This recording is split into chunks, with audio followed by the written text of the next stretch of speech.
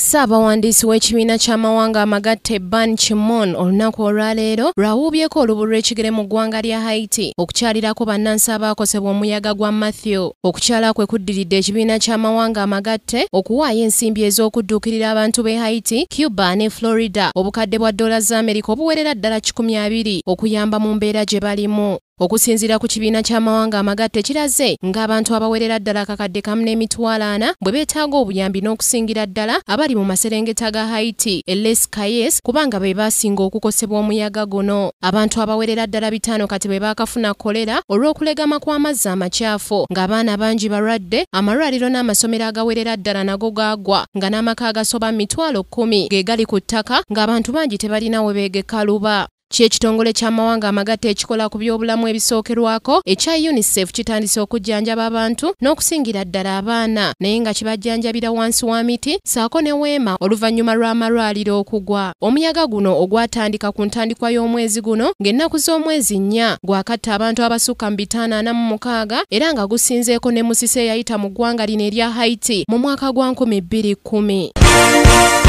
This is Kingdom TV.